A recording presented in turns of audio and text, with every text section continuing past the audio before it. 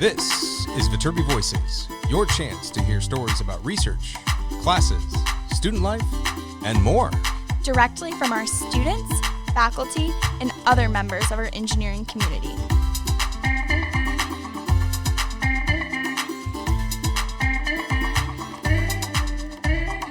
All right here at the USC Viterbi School of Engineering.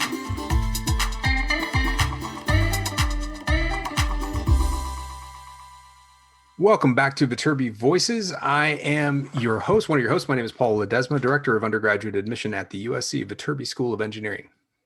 And my name is Audrey Roberts. I'm a senior studying mechanical engineering here at USC. Oh my gosh, Audrey, do you hear that? No. You don't hear that? Yes, sure, I hear it. It's love in the air. Love's in the air. Do you hear that? I hear it. I hear Cupid and the love's in the air, because this is, as much as you don't want to call it that, it's our love at Viterbi. Is it okay? Yeah, I think it's Is it okay we call it Love at Viterbi? This is Love at Viterbi. And it's because it's the Valentine season, V-Day season, or whatever you want to call it. But this is the season of it. It's Valentine's week. And it occurred to me that there are a few alumni that I know of and stay in contact with that actually met each other at Viterbi, developed their relationship, are now today married and successful engineers, both in their own right. And this is our first of two episodes. This is the episode of Claire and Ryan Seams.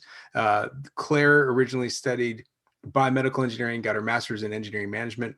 Ryan studied electrical engineering, also got his master's in engineering management. They both went off actually at the same time to consulting roles. And then Ryan went off into more of a tech startup world, but while Claire has been rising in leadership and technical consulting. A cool story.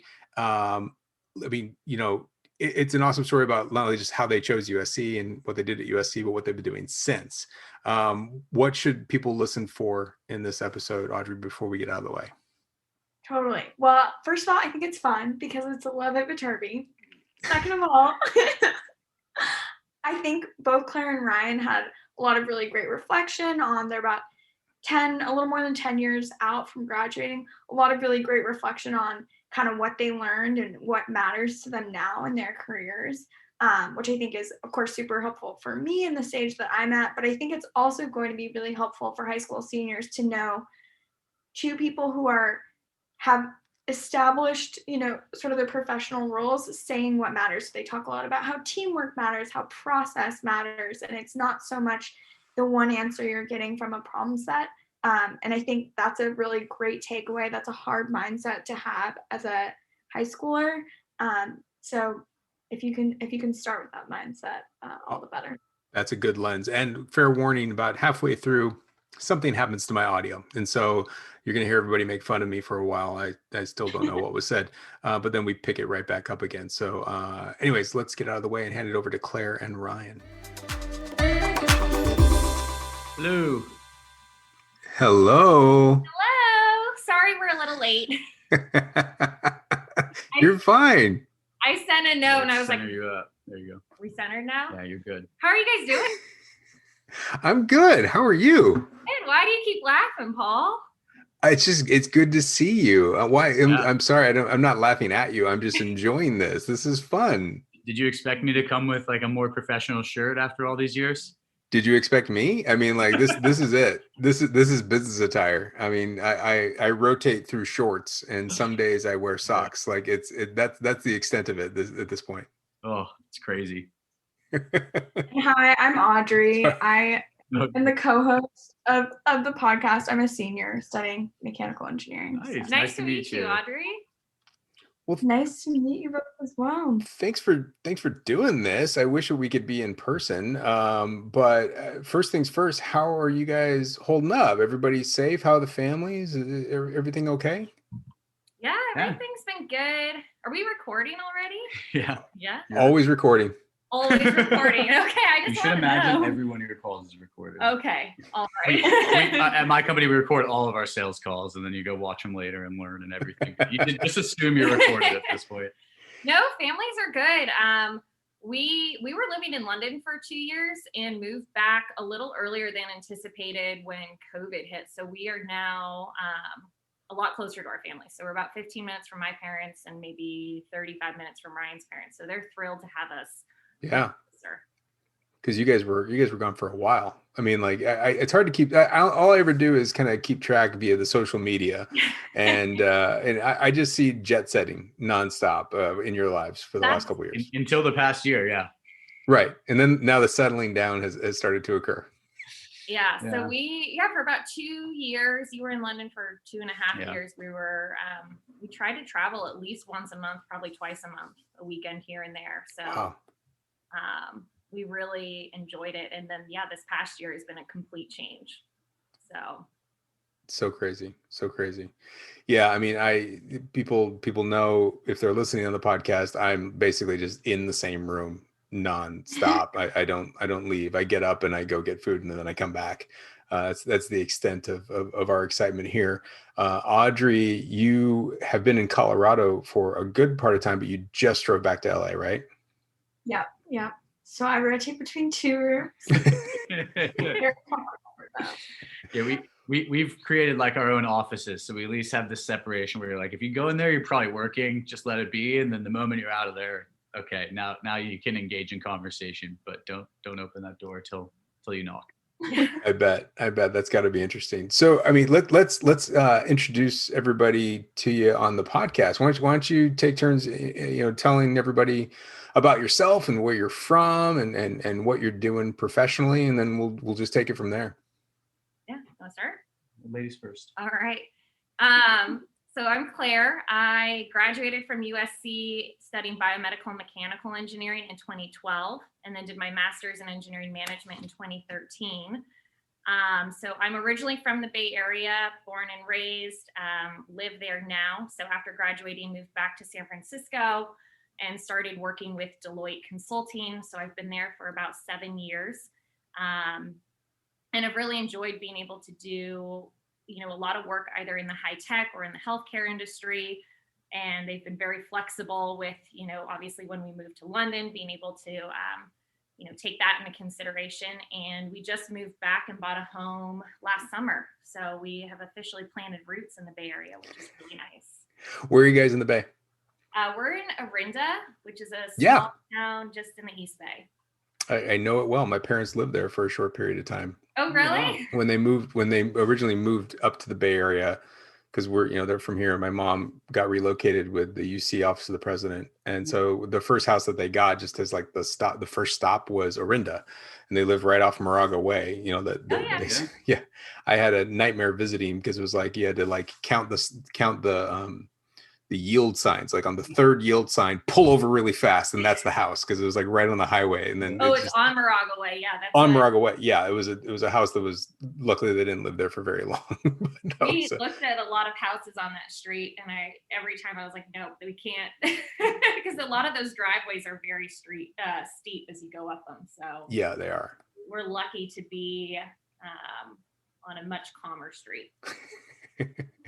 Cool. All right. So Claire, you've worked for Deloitte this whole time since leaving USC. Wow. Yeah. Okay. Very cool. So quite a long time, especially in consulting. I know it's typical to leave after a couple of years. But yeah, I've stayed with them for 7+ years. So still enjoying it. Still love the team that I work with. Sadly, it's changed a lot with everything going remote, because we always used to be on site working with these clients. And it's really shifted to be virtual now. So it's been an interesting shift. Definitely want to get back to traveling, maybe not cross country every week like I used to, but would love to work with people in person for sure. Yeah, just see somebody other than this guy, Ryan. Yeah. Right. So your turn, Ryan. All right. So my name is Ryan Seams. I'm originally from Pleasanton, California. So that's out in the East Bay, Northern California. If you drive from San Francisco to LA, you will pass it along the way. Mm-hmm.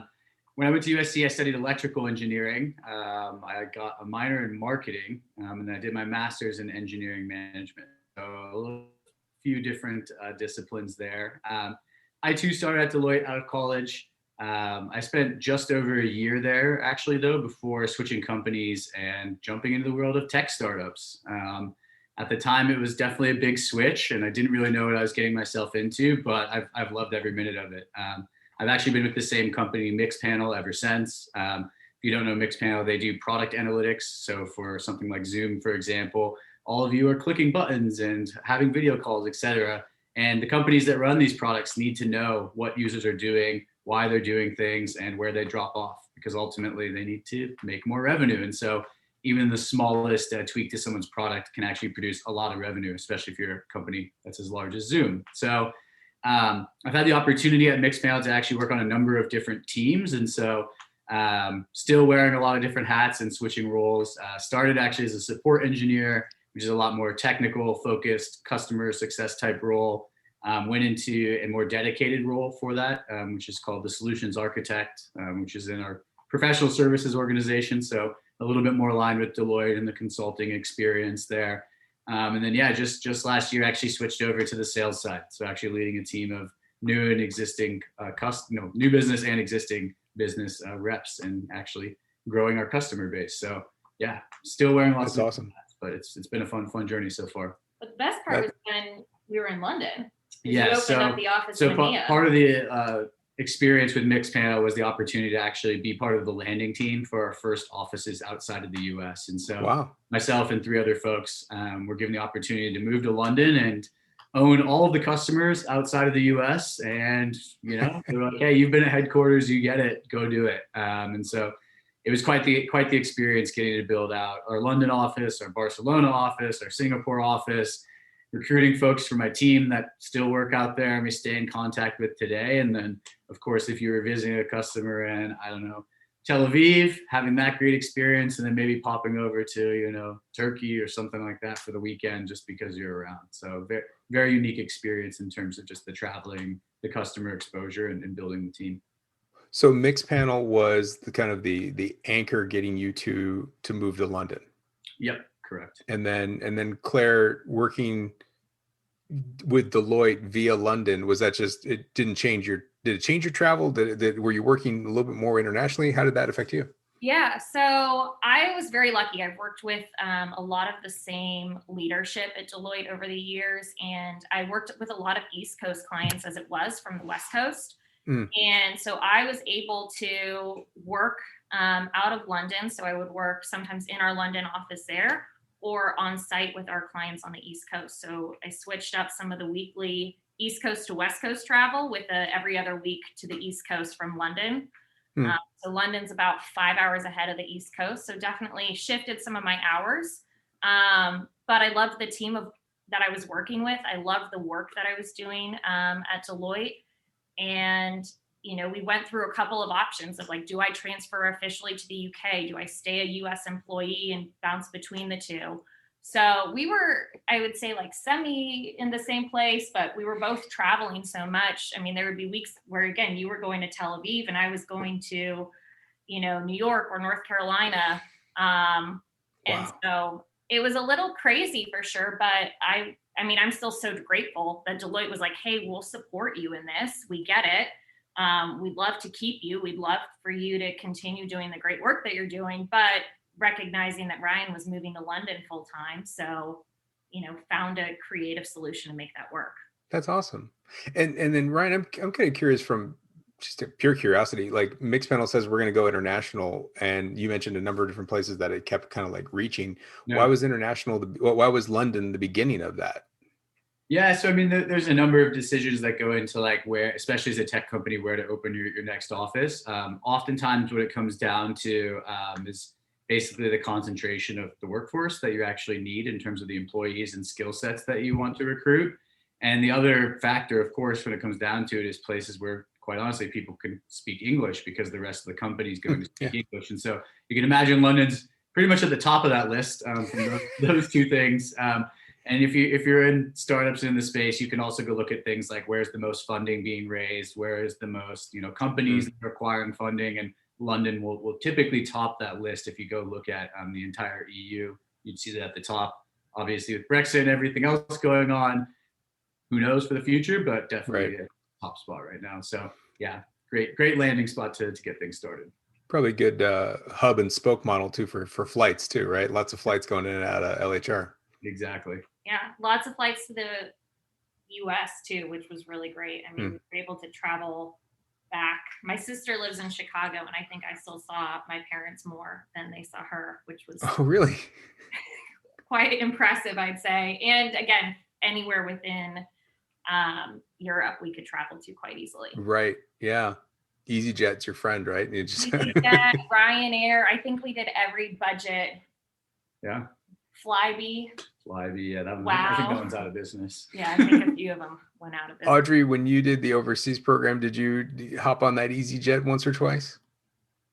Well, yeah, when you said Ryanair, a couple summers ago, excuse me, I did the Viterbi summer overseas program. Nice. Where were you? We were in Florence. So Florence is a little trickier because their airport isn't like super not as big. It's kind of a small little, small.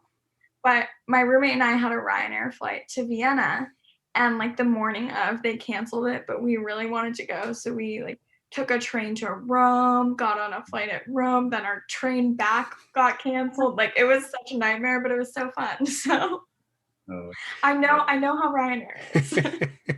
Where did you guys live in London? We lived in Shoreditch. Okay, so where is that then? Tell me. I was hoping it would be a place that I would know. Shoreditch is in East London. It is a rapidly changing neighborhood that has some very artistic roots and was very industrial, probably as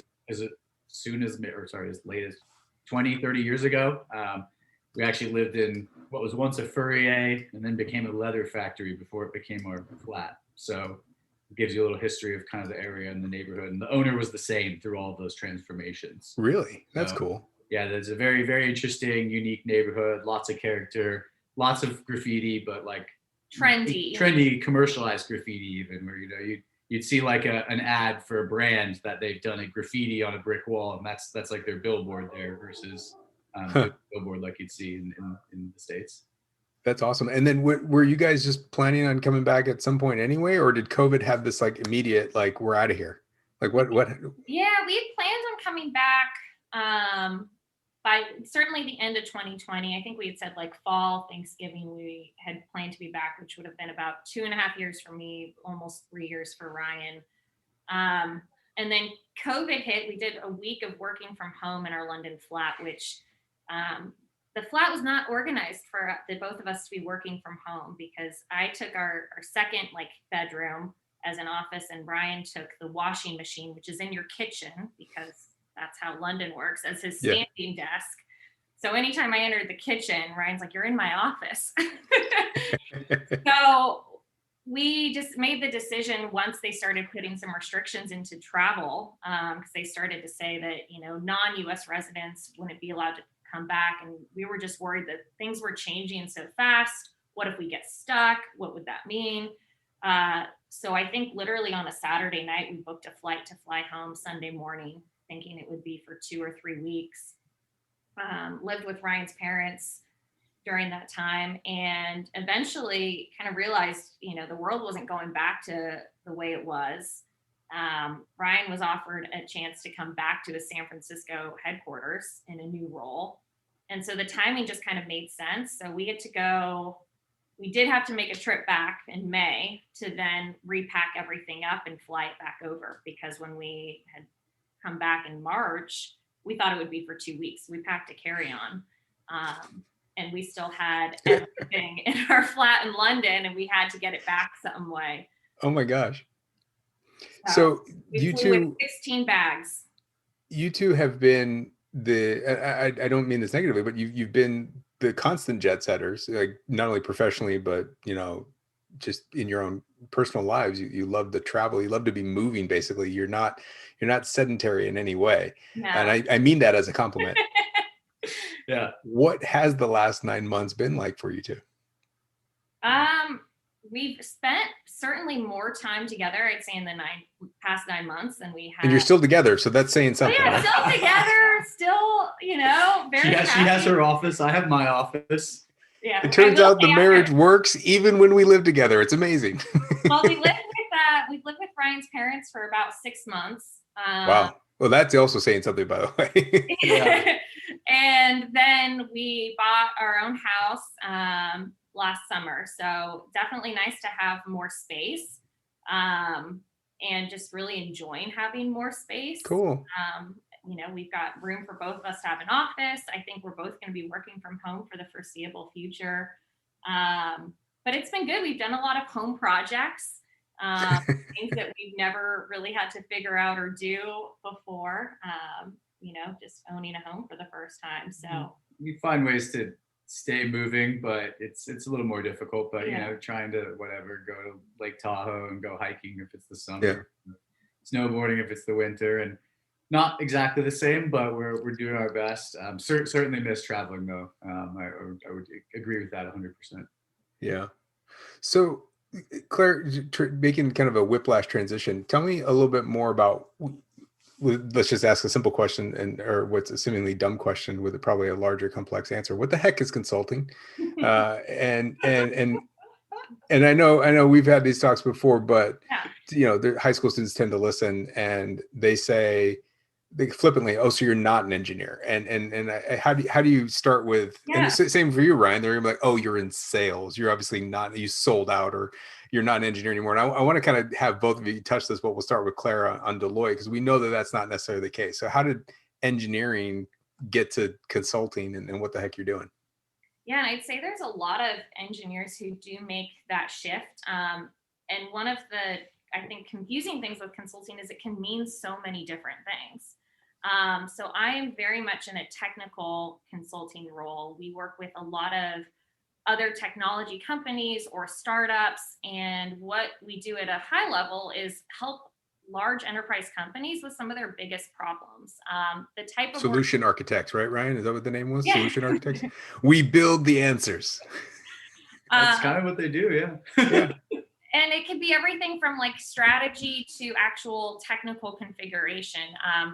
I work with a number of developers, and I work with a number of business executives at the clients that I support. And so often I am in this role, which I think a lot of engineers can relate to, is you have to understand like the technical complexities if we're implementing a system for them. I work in a lot of customer experience management. So how do these large multi-billion-dollar companies understand what their customers are saying about their products, or about their online support and their digital and their retail and all of these different channels where they work with their customers? How do you do that at scale? So we work with a lot of organizations on what's the strategy behind it. So helping them understand what are the important journeys. So like as a customer, you might go into a store and then check something on the website, and then call into the call center to try and order a particular product. And maybe you have an issue with that product later and have to work with a claims team. So understanding at scale how those customers work through those different channels and different journeys. And as a company, companies struggle with who do you listen to, where are they interacting, what's the data that really connects all of this together. And so the work that I do in particular is helping them identify those journeys, identify what are the channels that their customers are working in, and then how do we actually implement technologies to help them do this at scale. And so with that comes a lot of configuration and customization that we often have to work with for our clients. And so I'll work with development teams, and I need to be able to understand the coding of that and helping QA and ensure that anything that we're doing, we're testing thoroughly. So it's even a little bit on the CS side of computer science, but then ultimately I have to report back to a business executive about what is it that we've done, what are the challenges that we've encountered, and what's our plan to fix it. So I think at the end of the day, they're really rooted in the same thing. It's problem solving. It's just a different type of problem solving. And so if you're doing mechanical engineering, you might be understanding if you take fluid dynamics, you're looking at how do you solve these problems and how do you build something that has an impact. In consulting, you're not working with fluid dynamics, but you're working with these complex organizations that don't always have a perfect equation to solve for these challenges. And so it's a little bit of creative problem solving that we work with them on too. And how does that score for you, Ryan, in your kind of day to day? Yeah, so I mean, at a tech startup, it depends really how big the company is, how much you would use your engineering skills in something like a sales role. Okay. Mixpanel is about a 300-person company at this point, and so people who are in sales wouldn't be expected to have an engineering background. However, when you work in technology and you're at a startup, you'll figure out very quickly that unlike Deloitte, where you have a very structured role and you have very specific responsibilities and very specific ways of delivering a project, with a startup, right, you might be given 40 customers and told, go sell to them or go make them successful with our product. And what that really means is you need to know your product in and out as much as possible to be able to do your job. And so with a technical product like Mixpanel, that means understanding how does an API work? How do we ingest data through an API and store it somewhere? And then we query it via some specific coding language and then return that result to an end user. And we take a process that, at many companies, especially in the enterprise that we talk to, product managers, they have difficulty getting results from their data, figuring out what's going on with their data. And at many companies, this means waiting like weeks, maybe even months potentially, depending on how bad the situation is. We take that really complex problem and we solve it for somebody in 2 seconds. They go in, they click a few buttons, they can know everything about what's going on. And so taking that really complex thing and packaging it in this one product as a solution, there's a lot of engineering skills that go into understanding that and talking the right language and speaking with people the right way. And then depending on what role you have within Mixpanel, you might apply those skills differently. And so when I was a solutions architect, for example, that might mean, using Python to help a customer write a custom script to connect different data sources from one place to the next so they can actually have the right data that they need to see. On the sales side, it might be more pointed questions around what their current setup looks like, why it might be broken, where there's areas of inefficiency that, a product like could help them. So is it fair to say in summary that you both go through kind of a hardcore technical degree program and you're absorbing not only tool sets, but perspectives, and that when you go to apply them, it doesn't matter what you're working on, you have this ability to apply it appropriately and adjust as you go, right? So you have this like library of things you can pull on when you want to, but also this connective tissue of decision making and kind of understanding the matrices by which you're going to kind of move between to solve that problem, right? Oh, I've seen this before and I can use this one tool set and this one tool set. Maybe I've never done that before, but I can see that that's going to come together in this particular example. I mean, I'm obviously speaking in really huge, vague areas, but does that kind of make sense a little bit? Yeah, I think you're right on. I think one thing that both of us have found in our jobs is like no two customers or clients are exactly the same, but a lot of them have similar problems. And so the way that we approach those solutions, we may know from past experience, like, okay, these are the few things that might work well. So what's a custom solution or way that we could approach it to fix this pain point for them? Do you think that your high school selves would understand anything you just said? Parts of it. Or like, if you look back on it, like, do you think you'd be able to explain to your high school self, like, this is the path you're going on? And more specifically, and this is really, let me give you the context of my question. We find, and I think you might remember of yourselves, particularly Claire, you wanted to know the answers to your future. Yes. Of what I'm going to do and how I'm going to do it. What have you gained in your time since? Like, what would you tell yourself back in the day, senior year in high school? Well, for my particular company, it was founded in 2009, so it'd be really difficult to describe exactly. It didn't exist. It didn't exist, right? Yeah, it didn't exist. I mean, I think I would have probably. I think what I learned throughout my time at USC eventually is that having the right answer to a problem is super important. That's great if you get whatever an A on your physics test, but like the process to getting there is like way, way, way more important than like that final answer, because in real life and in the business challenges that you solve, there's not always going to be a right answer. And like if you do pick the wrong thing, you want to try something else and like see if something else works better. And I think my younger self, would have thought maybe there's a more like linear connection between like, there's always an answer to something. And I think if you're in a hard engineering discipline, there's still some of that, right? Like there is an answer, but the reality of the situation is like there's going to be a lot of different options, and your ability to like pick which of those is the best to go try and see if it works, and then try something else if it doesn't. I think that's, I mean, very much like the more innovative side of, I think, engineering used to be, you know, especially something like electrical engineering 30, 40 years ago. Yeah, I'd say the other big transition that I wish I could go back and tell myself is, to your point, Paul, I always wanted to know the answers. I wanted to know what my options were, how I was going to get there, how I was going to be successful. And I think one thing that I learned, you know, while at Viterbi that's just been critical and something that happens every day is most of your success once you go on and start working is it's not just you, it's the teams that you work with, it's the people that you work with. It's the group projects that you even do while you're in school, but how that relates to the type of work I do today, it's so much more than just like individual tasks and activities. Like your own personal success is important, of course, but often what has like the biggest impact or what you do on a daily basis is it's working with other teams and other people. And I think that's such an important aspect to being successful long term that I just don't know if I would have wrapped my head around the importance of that back to my high school self. Not that I didn't like working with teams, but just the critical importance of every single day. It's not a problem set that you're doing on your own like you might in high school.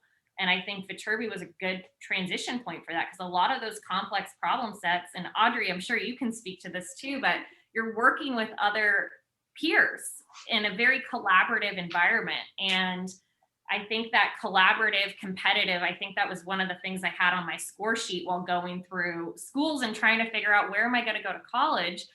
And that was something I always had heard about USC and I liked, was that it's a collaborative environment. And I think it's just so important that you have that soft skill set as well of knowing how to work well with others as you transition to like the working world.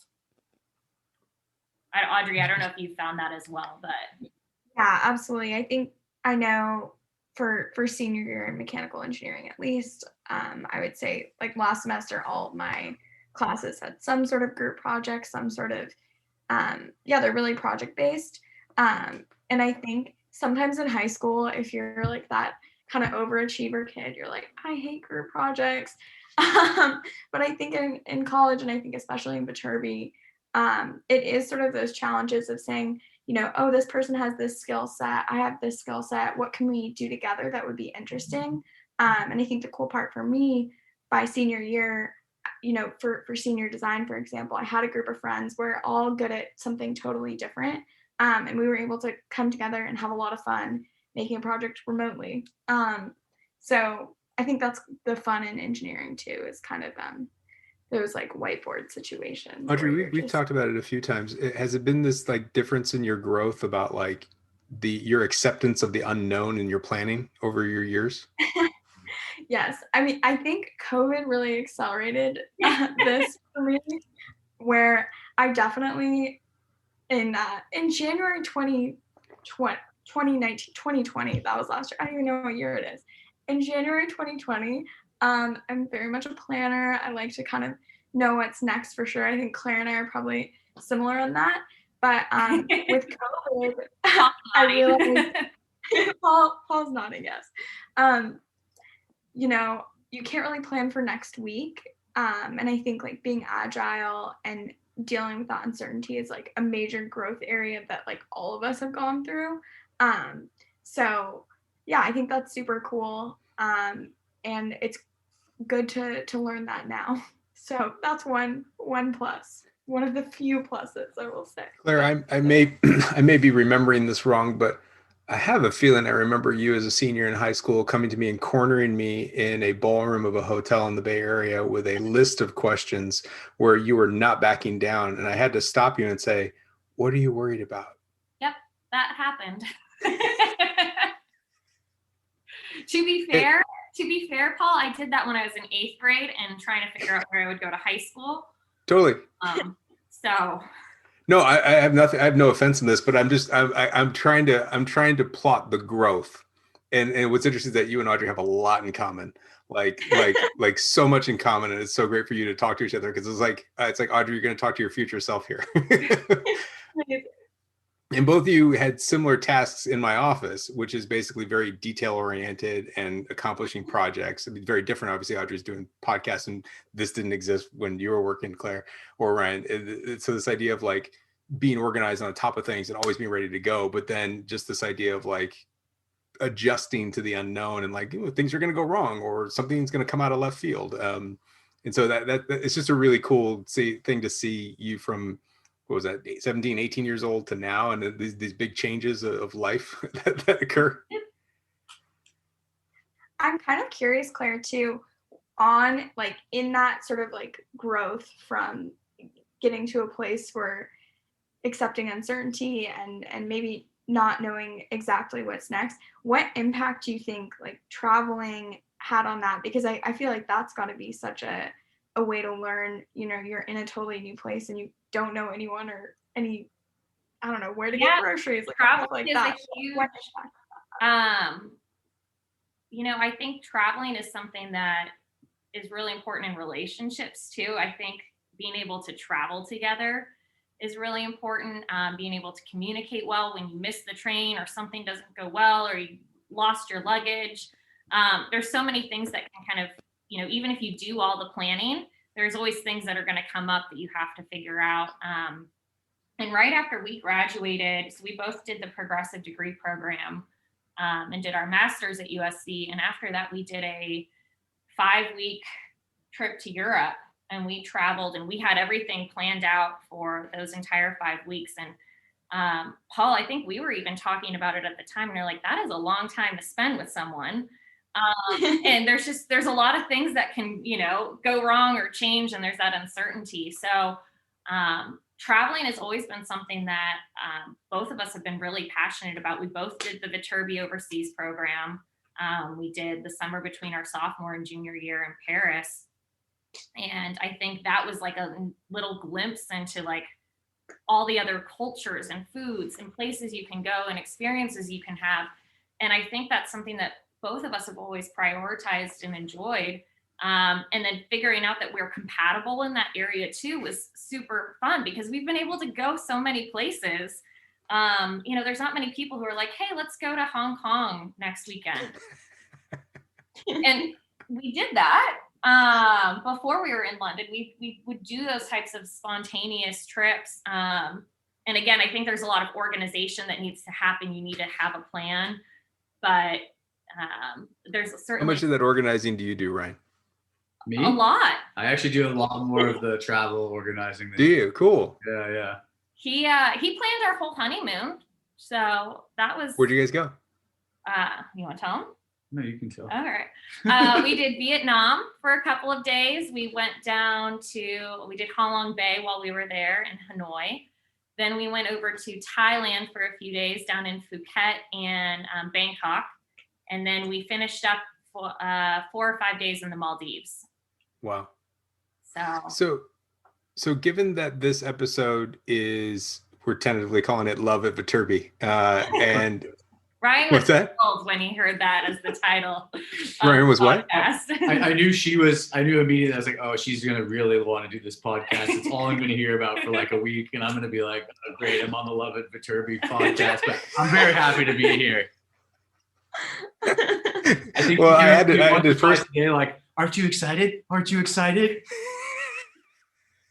Well, I had to first talk Audrey into it. And she had kind of a, I don't know, reaction. No, I said we should for sure do it, but I did laugh out loud. Yeah. It's just a little. It's the angle in. It's the angle in. That's all it is. You gotta have a theme. Yeah, got to have a certain theme, and I figure what better way to do it. I will say you are one of 2 couples we are doing. Oh. So we do have 2. Because I hedged my bets. I went after 2, and I got both. So I'm excited. Anyway, you 2 got together. Tell us that story. How did that happen? How did Love at Viterbi happen? If I say something, I'm going to mess it up. Probably. What mess up what? You've been practicing all week. No. So Ryan and I knew each other starting in our sophomore year. We had EE 150 together with Dr. Burke. So I think we had a few conversations exchanged. We were in the physics honors classes together. So we weren't really friends yet, but we knew who one another were. And then we did the summer overseas program in Paris between our sophomore and junior year. And that's really when we started spending a lot of time together. And, got to know one another. We did a few trips with other groups during that program. So we did the running of bulls in Pamplona. We did a lot of the day trips that were part of the Viterbi overseas program. And that's really where we became really good friends. And there was like a romantic spark between us. I don't think either of us really knew where it was going, but I'd say later in our junior year, we started dating. And that was, 10 years ago now. 10 years ago? 10 years ago. God. So, so would you say it started on the overseas program? I would say that's where feelings started. Yeah, I mean, she wasn't giving me any time of day before that program, so you definitely have to pick the overseas program. I mean, it's Paris. How can you not? I mean, because I think the three of us have had kind of we're not talking about your relationship rule, like when we were working, like we kind of had that that like unspoken rule. That's how we treat our work, right? Like we're very. Wait, I lost you. Audrey, can you hear them? Okay. Yeah. I lost you guys. Hello? Oh, I can hear you, Audrey. Great. I can hear you also, Paul. Yeah, I can hear Paul as well. AirPod problems. This is awesome. Can you hear me? Yes or no? We can hear you. Yeah. Okay, you can hear me. I can't hear you, which is awesome. Your AirPods die. Classic Zoom thing. I think we know what to do. Audrey, if you wanted some practice for the real world, this happens like once every call pretty much. So you just got to get used to like what could happen, what's going to happen. Was it the AirPods? Was it the microphone? I'm going to get out of this because I think Zoom just kind of messed up on me, guys. Right in the meaty part. I don't know how the recording's going. I'm assuming it's still picking me up, but then let's all rejoin the link. Is that okay? Okay, great. Yeah. All right. Can you hear us now or no? I can hear you now. Yeah. I don't know what happened. It's like I just lost all audio and now I don't know how much I was being made fun of. So I can't wait to listen to the recording afterward. I told Audrey, I was like, look, this happens on pretty much every work call to at least one person. You just get used to asking, was it the AirPod? Was it the Zoom? Was it the this? It does it. What's weird is, it probably happens to a lot of people and it literally does not happen to me. Like, and of course it's happening when we're recording, which is great. All right. So I don't know where this ended up, but I was basically saying that we kind of had this unofficial, like we're not unspoken rule. We're not talking about you two. Like I'm going to let this go and I'm not going to address it. But I was talking about you with my wife the other night and we were talking about like, we're pretty certain that all happened in overseas because she specifically remembers, we had a conversation at dinner the other night, that our last dinner at Le Grand Colbert. Mm-hmm. Do you guys remember this? I don't know. It was the farewell dinner of your overseas program. Dinner, yeah. At the very end, everyone gets together. We have a big dinner. We all talk about how much fun we had. Okay. And the takeaway from that night was you two sitting together and you two just having this like finishing each other's sentences dynamic between the two of you. And basically Chair comes to me and goes, so how long have they been together? I'm like, well, that's a good question. I'm like, they're in a group together. They hang out this whole trip because I also specifically remember when you said running the Bulls Pamplona, I remember being in the Accent Center on the second floor in the faculty lounge, looking out the window in that alley. And we're all wondering, are they alive? Did they make it back? Class is starting in 5 minutes. And then all of a sudden you all roll in wearing the all white and the red scarves and you're walking down that alleyway. And I had to send an email back to Dean Yates saying, they're alive, they're here, they're at class, everything's fine. Because Audrey, they went to the running of the pools and we said, not a good idea. But they did it anyways, fine, whatever. And they were flying back like that morning to go to class at 9 a.m. We had an overnight train. Train, I'm sorry. They had Spain won the World Cup. Mm-hmm. So we were in Spain as they won the World Cup because we wanted to make sure that we could be there for that. But that meant we took the overnight train back to Paris so that we could just make it back in time for the 9 a.m. class. Awesome stuff. So it all started in an electrical engineering class. You might say sparks flew then? Perfect. Yeah. Although there's a lot of sparks flying in Dr. Burke's classes. Very cool. So you guys didn't know each other before that, even though you're both basically from the Bay Area, Yeah. but farther away in the Bay Area, Pleasanton and Yeah, Oakland-ish. so our parents, we grew up about 45 minutes away from each other. So I think your school had played my school in lacrosse maybe, but we never crossed paths really until certainly our sophomore year, and then didn't spend time together until that overseas program. Ryan, why did you choose USC? It's a great question. I had a lot of schools that I was looking at, and to be quite honest, while I was very interested in studying electrical engineering, my dad was also an electrical engineer, so that kind of pushed me in that direction. I also wanted a school that balanced electrical engineering with other disciplines and other areas of study. And of all the schools that I went out and looked at, I thought USC had the best balance between, hey, you can be an engineer, but you can also be social, and you can join lots of clubs, and you can have opportunities that aren't just directly tied to the hard discipline of engineering. I had an idea just based on my dad's career that I was probably going to end up more on like the consulting or sales side of things, but really understand technology well and use that to my advantage in roles like that. And I think USC just like provided those opportunities in spades compared to other places that were out there. And if you could speak to high school students right now that are about to make this decision, we're actually going to be admitting a bunch of students next week. Yeah. Well, a small group of students next week, and then a couple weeks after that. They're in this, obviously they're living through this world from a high school lens, like this, they got put into classes from home, virtual learning for the majority of them.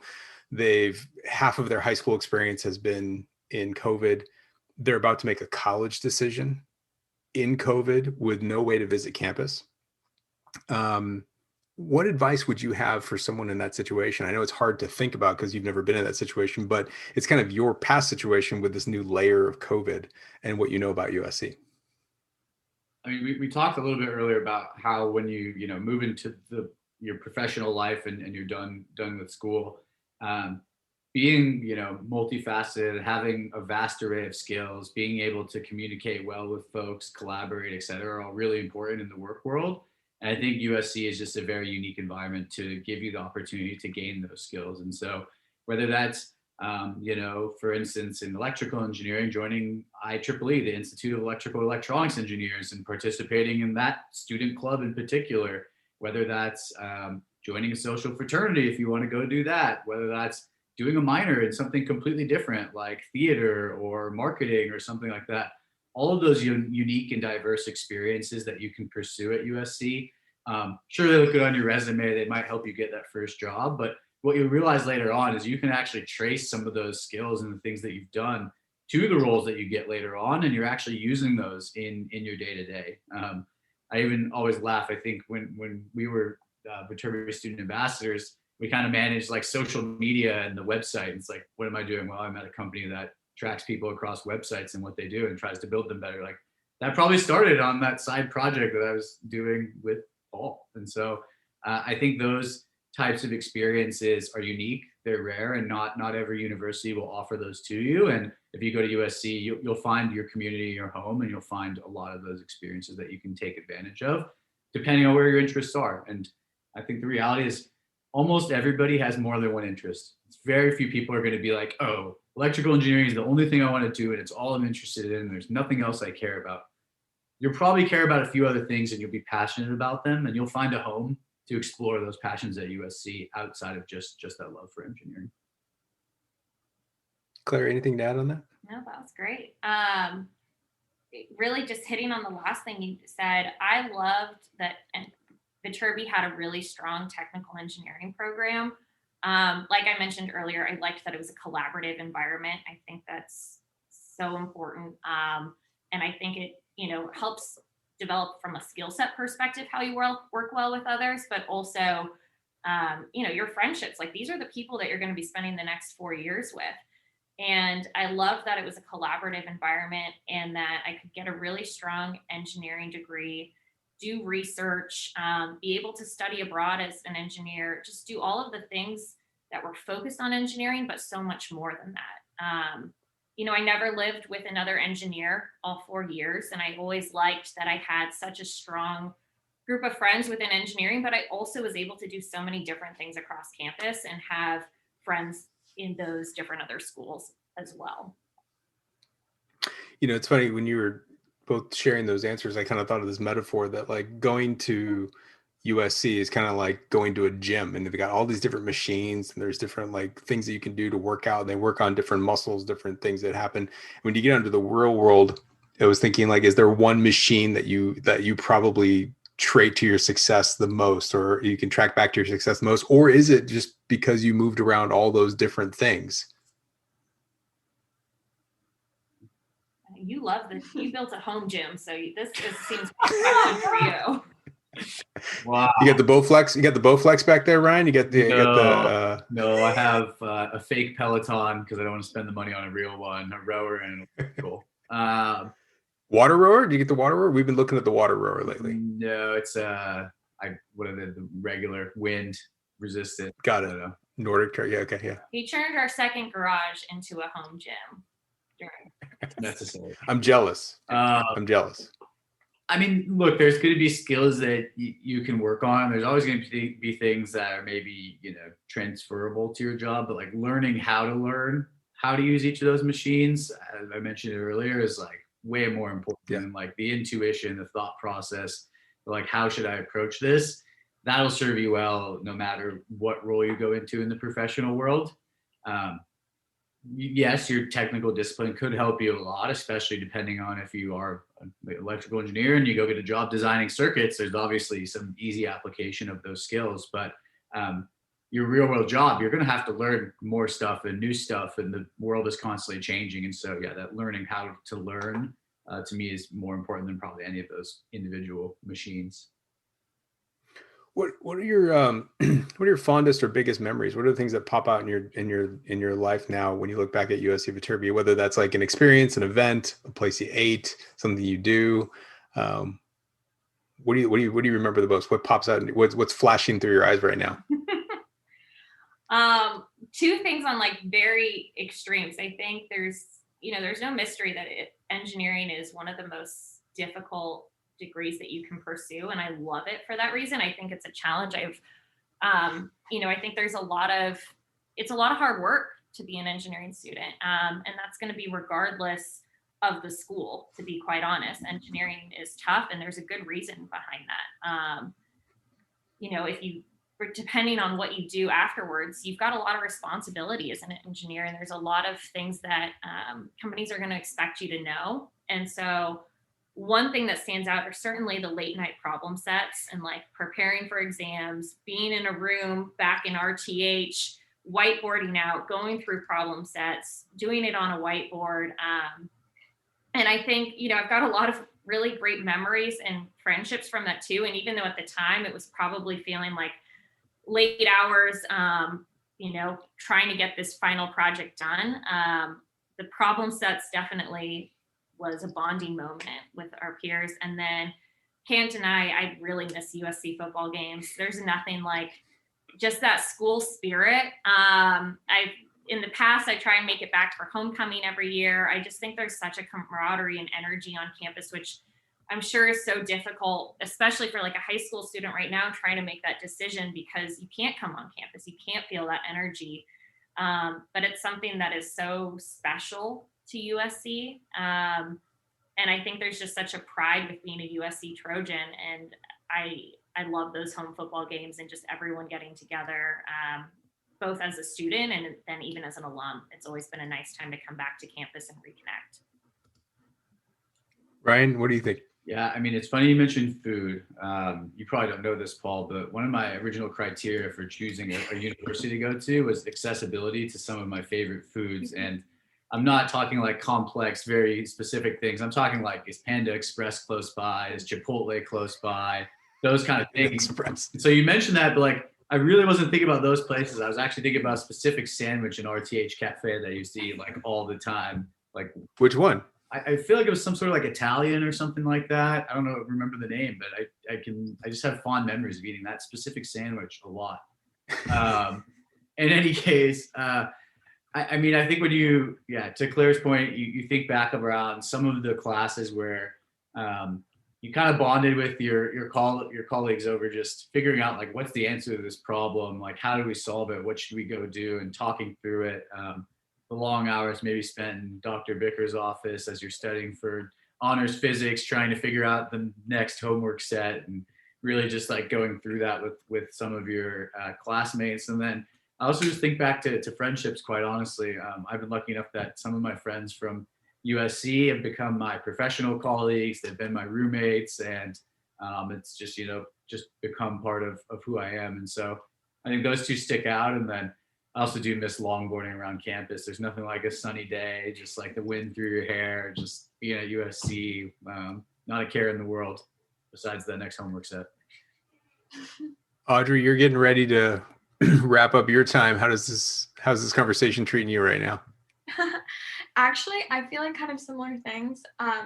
First of all, Professor Vickers is a legend. Yes. And also have spent many hours in his office trying to figure out problems that I probably didn't really figure out.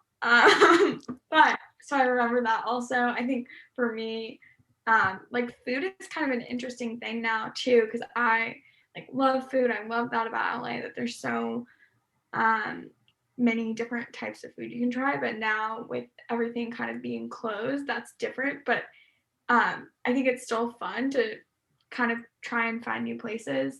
And yeah, definitely I think as I wrap up my senior year, like obviously thinking about friendships a lot and like what does that look like after college. So it's, I guess, good to hear Ryan and Claire's sort of stories that they still look back fondly. So, and we're still really good friends with so many people from USC and from Viterbi.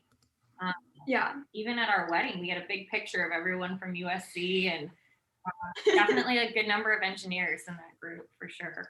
How about these? Oh, wow. Yeah. Throwing it back.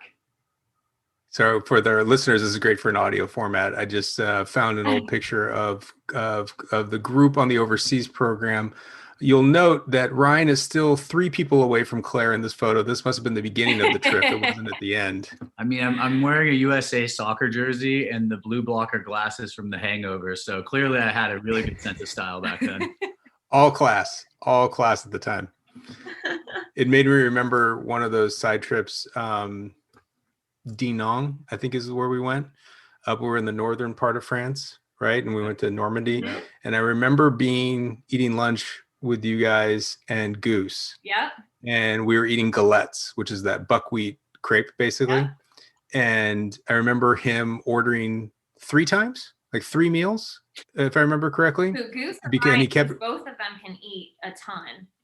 and they kept asking, "You want how many meals?" And he kept going, "Yeah, bring me 2 more orders of whatever." And it was as if he was being disrespectful.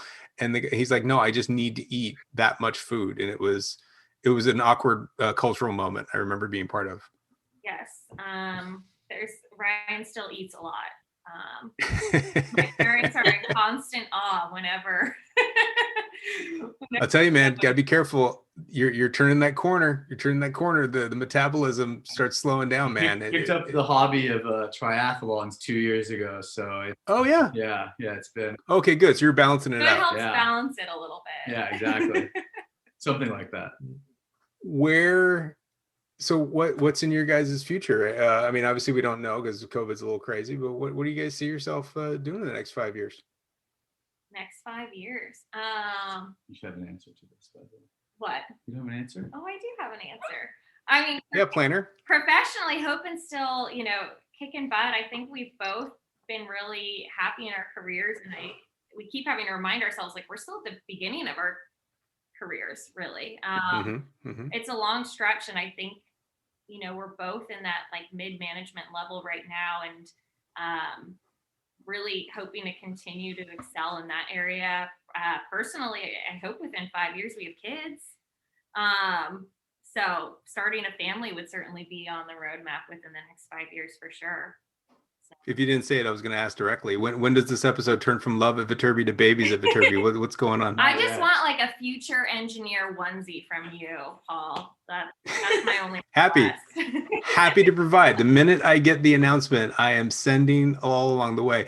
You know that did you, when McKay was born, I don't know, I don't remember timing of when you guys were around and when you weren't around. I think everybody is just 3 years ago. I always forget. Too. Yeah, we just graduated.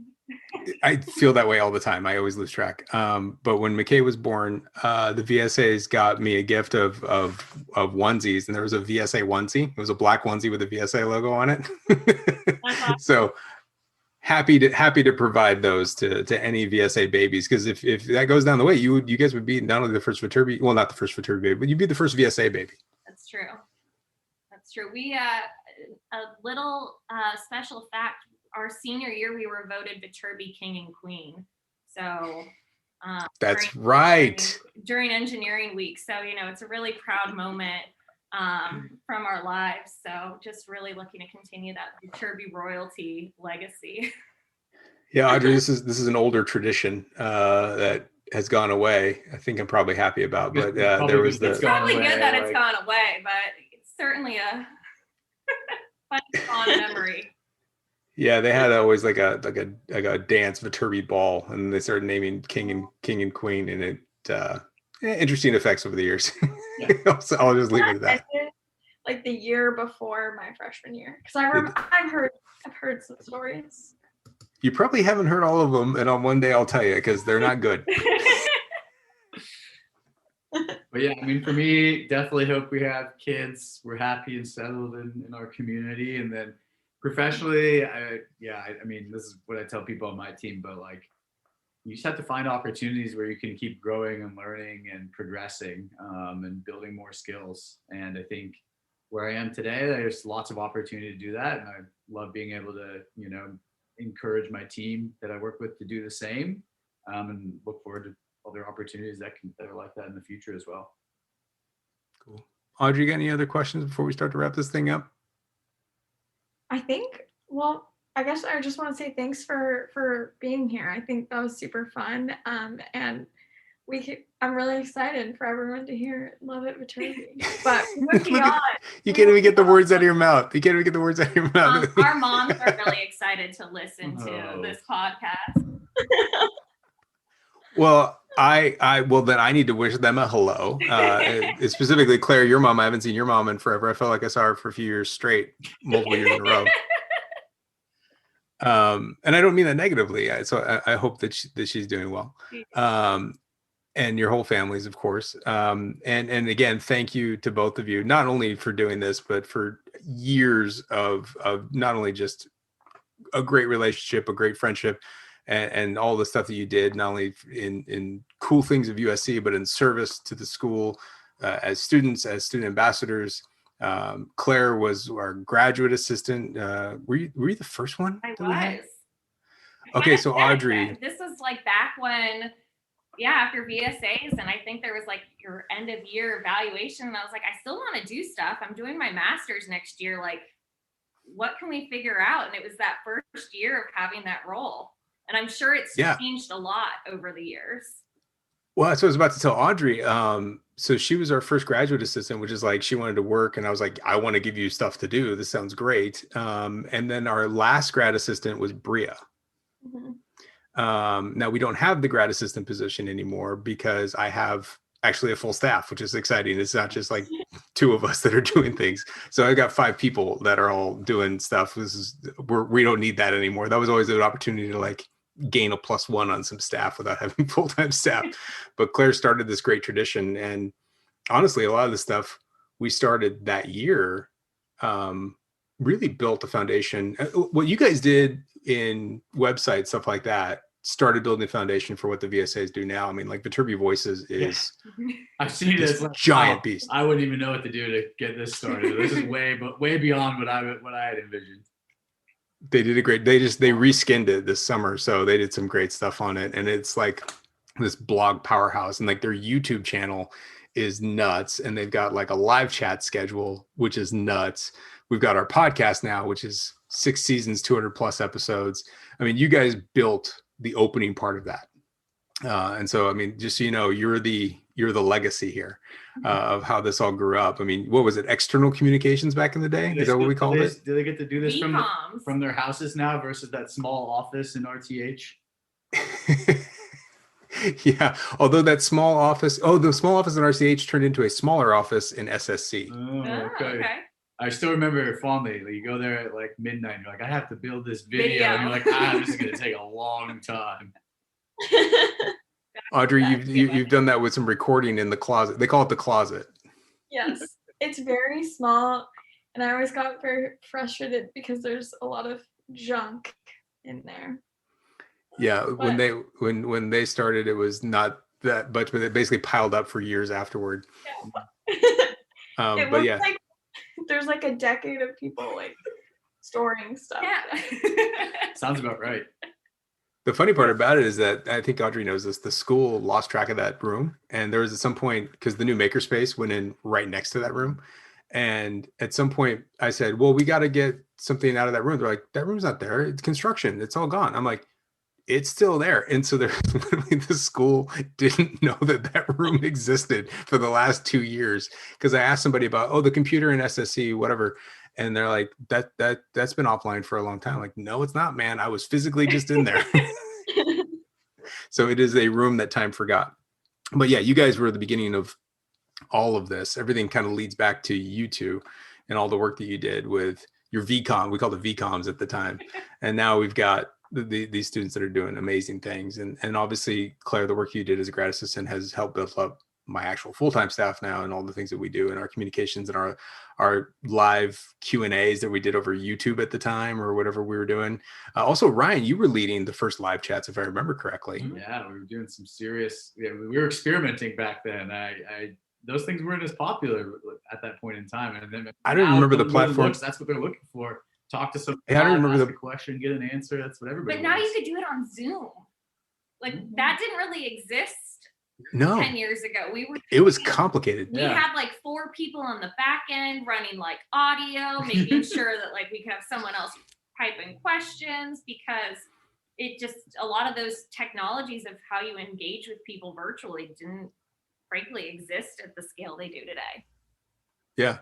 No, I mean, they had, I can't remember the stats, but like they've done live chats with thousands of people, thousands of guests over the last 6 months, and so cool. Zoom and virtual is just back in the day when we were planning the first ones. I mean, everything goes back to you too. So I'm just so thankful for everything you've done, and thankful for staying in touch. And I can't wait to continue to stay in touch as we move forward. I wish you all the success in the world, and I hope that we could see each other sometime in the near future. So let us know when you're in the Bay Area. We'd love to get together.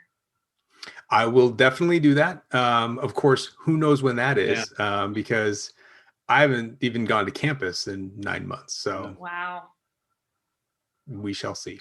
We'll be anxious to all right, the y'all. Date. Thank you for the time today, Paul, and nice to meet you, Audrey. Close out the year strong. Thank you. Yeah, thanks, Ryan and Claire. This is great. Yeah, thanks for having us. This was a lot of fun. Okay. Bye-bye, guys. Bye. Thank you.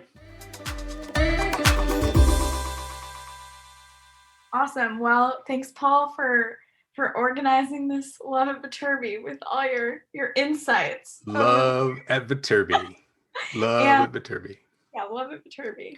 This could be like a spin-off. Maybe we should spin this podcast off and make it weekly. That's not a bad idea. I mean, it depends on, do you think there would be current students talking about how they find Love at Viterbi? That seems like that might be, I don't know if that would end up going as well. Yeah, that might not go as well, but but we could try. Yeah, it's all of a sudden turning into like an app or a dating app or something. But this was a fun episode. But I am curious about your thoughts as you're wrapping up your senior year. We did talk a lot about this like transition, and it was, I felt like it was a lot of like, hey Audrey, what do you think? Yeah. I mean, I think personally I'm in a little bit of a strange place, just because, you know, after a year of kind of remote school, I feel like that transition is kind of more ongoing. Like it's not really just like this, and like I'm not in school anymore. So, you know, I feel like I kind of have like enough other stuff going on in my life that sometimes I don't really even feel like a student, even though I'm still spending, of course, so much time on my classes. And actually this semester, I finished all the classes required for my major. So I'm in one Viterbi class still with just a professor I really love, and a topic I'm interested in. And then I'm in like ceramics, furniture design, 2 classes for my minor, stress management. I think that one is so far going to be the challenge. Is it really? Is it really? The challenge. Yes. I think I like ruptured my diaphragm like breathing in the exercises. So I'm working on gosh. that. I didn't. But I don't breathe in a systematic way. So that was the learning. But anyway, I'm kind of meandering around the point here. I think that transition is definitely kind of ongoing for me where you know, even this semester, I'm not really in a place where it's like, we talked about this during the episode, like grind every night of like, I'm in Sal with my friends. So that's kind of sad to not have that. And yeah, I'm definitely bummed about that. But I think this has also been really good for me going forward.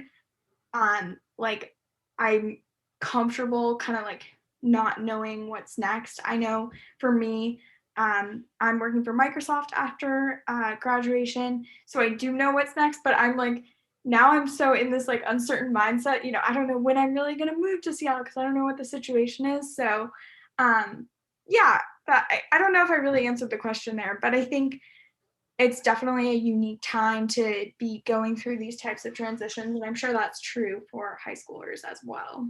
Yeah, I bet. No, I understand what you mean. It's almost like there isn't this thing you're leaving. It's because you've had this really slow goodbye over this transition. And that definitely takes, it's like a dulling effect to everything. And I think that's ultimately, I mean, you know, all seriousness aside of the pandemic and health concerns, et cetera, is that there is this weird dulling effect to a lot of life. Like, am I doing what I'm normally doing, or am I just kind of doing part of it? And that's an interesting thought. Yeah. Before I start like getting really stressed out about my life, I'm going to stop talking about it now, because now all of a sudden I'm thinking of like, how am I spending my days? Yeah. Well, I'm so glad you got to meet Ryan and Claire. And it's really funny that it is true. Everything that you all do as VSAs honestly goes back to a lot of what they did. They made a lot of transitions. Now that is also true of Jason and Chris in the beginning from last year. I don't know if you remember Jason and Chris' episode, but like everything has its lineage, and you could there was these 2 inflection points, and those were them as far as transitioning to kind of one of our current models of how you guys create stuff and share it with students to share your lives. And they were a big part of it, and then they had a whole big thing going on, and it's exciting to see that they're extending that level of success in their future. And I was really hoping that we were going to get a baby announcement, but I guess we didn't. I was putting money. I almost typed into it. I'm like, I think they're gonna have a baby soon. I wanted to see if they were gonna pop some sort of announcement, but I didn't see that. So I got sure wrong. That's we'll have to have another podcast. Come on. I mean, this is what happens when you have kids. You always want everybody else to have kids. And so you start to get really annoying when you ask like, oh, so when are you having kids? And I didn't want to like ask that question directly, but I was like, I'm super curious, because I'm like, they're not traveling, you know, they're at home now. This is when it's going to happen. But well, I think a fun episode. And I remember last week from one of our intros, we were talking about kind of how maybe in some ways the goal of this is to sort of reduce the stress level for yeah. I hope this one does, because I think it's like more lighthearted and fun, and you can kind of get a glance into stuff that's not all engineering at school. So. Yeah. And how so much of your life in the future is not about the classes you took, but it's about the whole mix of all the stuff that you did. That's the one message. So yes, if you're out there and you're thinking about this, you've applied, you're waiting your decision, you know, we'll get there. If you're thinking about applying in the future, you could see the types of things that happen at our campus, and kind of these dynamic, really they're hard to define experiences. It's not like I took this class, I did X. I had this experience that was a combination of these types of people mixed in with these types of people, mixed in with these types of challenges, and relationships grew and partnerships grew and ideas grew. And that's where you see this goes. And that's not, that's not a USC thing. That happens at a lot of universities. The question is whether you're seeing like-minded ideas of things you want to do and people that sound like cool people. And there are people that are cool to you, I should say. And so I think that's what we got. And I think that's really exciting to talk about. And to Claire and Ryan's mom, if you're still listening, thank you. I hope that we've earned you as future listeners, because I'm sure you want to hear all about this from other people. And we will be back real soon with another couple that found love at Viterbi. But that's it for us this week. And I hope you all are having a great Valentine's week.